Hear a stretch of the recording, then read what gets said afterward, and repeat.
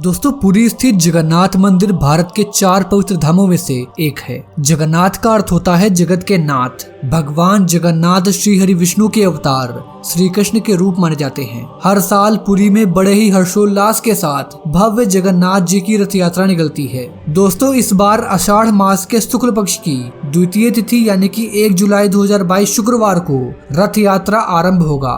दोस्तों अगर आपने रथ यात्रा नहीं देखी और आप भी वहां शामिल होकर भगवान के दर्शन करना चाहते हैं तो इस वीडियो को अंत तक जरूर देखिएगा। इस वीडियो में मैं आपको भगवान श्री जगन्नाथ जी की रथ यात्रा यानी कि कार फेस्टिवल की संपूर्ण जानकारी विस्तार से दूंगा। अगर आप हमारे चैनल पर पहली बार आए हैं तो उसे सब्सक्राइब करिए, पड़ोस वाले बेल आइकॉन को ऑल पर सेलेक्ट करिए और नीचे कमेंट बॉक्स में जय जगन्नाथ भगवान जरूर लिखिए। मैं हूँ आपका दोस्त प्रतीक और चलिए शुरू करते हैं। दोस्तों पूरी रथ यात्रा के लिए बलराम, श्री कृष्ण और देवी सुभद्रा के लिए 3 अलग अलग रथ निर्मित किए जाते हैं। रथ यात्रा में सबसे आगे बलराम जी का रथ, उसके बाद बीच में देवी सुभद्रा जी का रथ और सबसे पीछे भगवान श्री जगन्नाथ जी का रथ होता है। इसे उनके रंगों और ऊंचाई से पहचाना जाता है। दोस्तों जगन्नाथपुरी में रथ यात्रा की परंपरा में बहुत तरह की रस्में निभाई जाती हैं। प्रभु जगन्नाथ की यात्रा उनके मंदिर से प्रारंभ होती है और 2 किलोमीटर के मार्ग का सफर तय करती है। ज्येष्ठ पूर्णिमा के दिन प्रभु जगन्नाथ को बड़े भाई बलराम जी तथा बहन सुभद्रा के साथ रथ सिंहासन से उतारकर मंदिर के पास बने स्नान मंडप में लाया जाता है। उसके बाद 108 कलशों से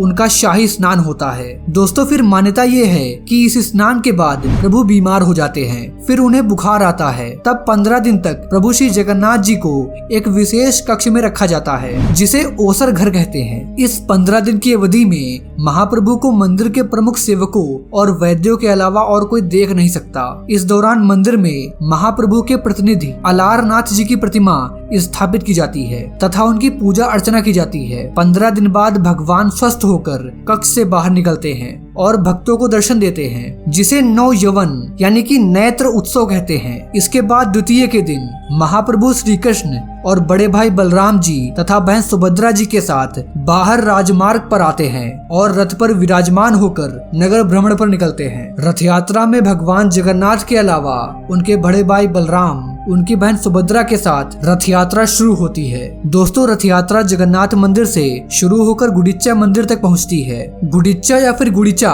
राजा इंद्रद्युम्न की पत्नी थी, जिसने एक गुफा में बैठकर तब तक तपस्या की थी जब तक कि राजा इंद्रद्युम्न ब्रह्मलोक से लौट कर नहीं आ गए थे। उनकी तपस्या के चलते ही वह देवी बन गई थी और उनके तप बल के कारण ही राजा नारद मुनि के साथ ब्रह्मलोक की यात्रा करके समय पर लौट आए थे। दोस्तों रथ यात्रा की शुरुआत सबसे पहले बलराम जी के रथ से होती है। उनका रथ ताल ध्वज के लिए निकलता है। इसके बाद सुभद्रा जी के पद्म रथ की शुरुआत होती है। सबसे अंत में भक्त भगवान जगन्नाथ जी के रथ नंदी घोष को बड़े बड़े रस्सों की सहायता से खींचना शुरू करते हैं। गुंडीचा माँ के मंदिर तक जाकर यह रथ यात्रा पूरी मानी जाती है। माना जाता है कि माँ गुंडीचा भगवान जगन्नाथ की मासी हैं। यहीं पर देवताओं के इंजीनियर माने जाने वाले विश्वकर्मा जी ने भगवान जगन्नाथ, उनके बड़े भाई बलभद्र और बहन सुभद्रा जी की मूर्ति का निर्माण किया था। छेरा पहरा की रस्म होती है जो रथ यात्रा के सबसे पहले दिन निभाई जाती है, जिसमें पुरी के महाराज के द्वारा यात्रा मार्ग और रथों को सोने के झाड़ू से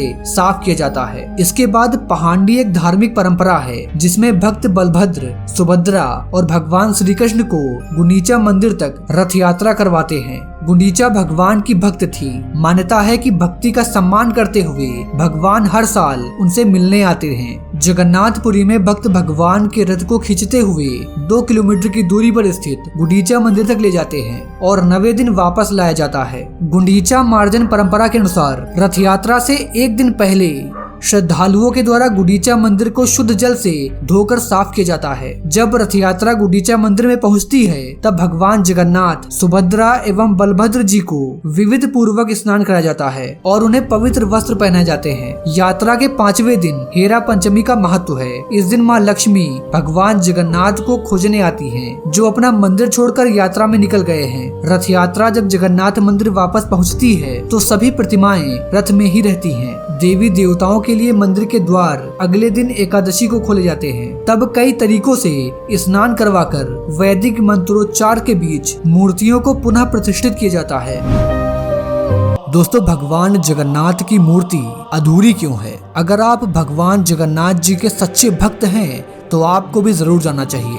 हिंदू धर्म में भगवान की खंडित प्रतिमा की पूजा करने की मनाही है। इसे अशुभ माना जाता है। ज्योतिष और वास्तु में भी ऐसा ठीक नहीं माना जाता। लेकिन देश में भगवान श्री कृष्ण का एक ऐसा मंदिर भी है जहां अधूरी मूर्ति की पूजा की जाती है। उस मंदिर का नाम है जगन्नाथपुरी मंदिर। जी हाँ दोस्तों, उड़ीसा के पुरी में स्थित भगवान जगन्नाथ धाम सिर्फ भारत में ही नहीं बल्कि पूरी दुनिया में विश्व प्रसिद्ध है। श्री जगन्नाथ मंदिर भगवान कृष्ण के भक्तों के लिए सिर्फ आस्था का ही नहीं बल्कि वास्तुकला का बेजोड़ नमूना है। इसकी बनावट के कुछ ऐसे राज आज भी हैं जिनका खुलासा इंजीनियरिंग में बड़ी बड़ी डिग्रियां पाने वाले भी आज तक नहीं कर पाए। दोस्तों, पुराणों में जगन्नाथ धाम की काफी महिमा है। इसे धरती का वैकुंठ लोक कहते हैं। जगन्नाथ मंदिर में भगवान जगन्नाथ, उनके भाई बलभद्र और उनकी बहन सुभद्रा जी की पूजा की जाती है। मंदिर में भगवान जगन्नाथ की प्रतिमा दाएं तरफ स्थित है, बीच में उनकी बहन सुभद्रा की मूर्ति है और बाएं तरफ उनके बड़े भाई बलभद्र यानी कि बलराम जी विराजते हैं। महाप्रभु जगन्नाथ जी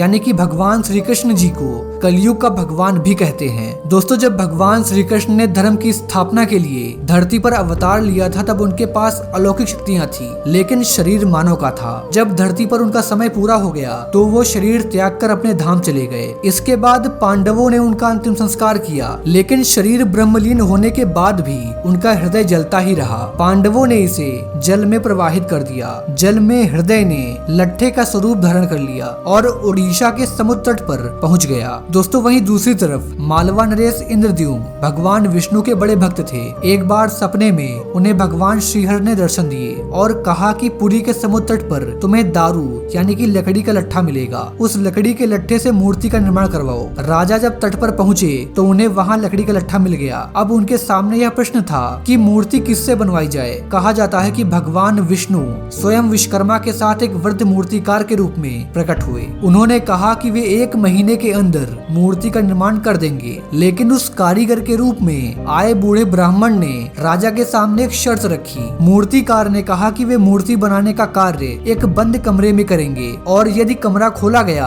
तो वह मूर्ति बनाने का काम बीच में ही छोड़कर चले जाएंगे। राजा ने मूर्तिकार की शर्त मान ली और कमरा बाहर से बंद करवा दिया गया। लेकिन काम की समीक्षा करने के लिए राजा कमरे के पास घूमने आते थे। महीने का आखिरी दिन था। कमरे से कोई भी कई दिनों से आवाजें नहीं आ रही थी, जिसके बाद राजा को जिज्ञासा हुई और उनसे रहा नहीं गया। राजा कमरे के अंदर झांक कर देखने लगे, लेकिन तभी वृद्ध मूर्तिकार दरवाजा खोलकर बाहर आ गए और राजा को बताया कि मूर्ति अभी अधूरी है, उनके हाथ और पैर नहीं बने हैं। वास्तव में वह बूढ़ा मूर्तिकार स्वयं विश्वकर्मा जी थे, जो भगवान विष्णु के आग्रह पर जगन्नाथ मंदिर में कृष्ण, बलराम और सुभद्रा जी की मूर्तियां बनाने के लिए धरती पर आए थे। राजा को अपने कृत्य पर बहुत पश्चाताप हुआ और उन्होंने वृद्ध से माफी मांगी, लेकिन उन्होंने कहा कि यही दैवीय इच्छा है। तब उसी अवस्था में मूर्तियां स्थापित की गईं। आज भी भगवान जगन्नाथ, बलभद्र और सुभद्रा जी की मूर्ति उसी अवस्था में रखी हुई है। तो मित्रों, आज की वीडियो पर अपनी विशेष राय नीचे कमेंट बॉक्स में जरूर दीजिएगा। मिलते हैं अगली वीडियो में एक नए टॉपिक के साथ। जय हिंद, जय भारत, वंदे मातरम।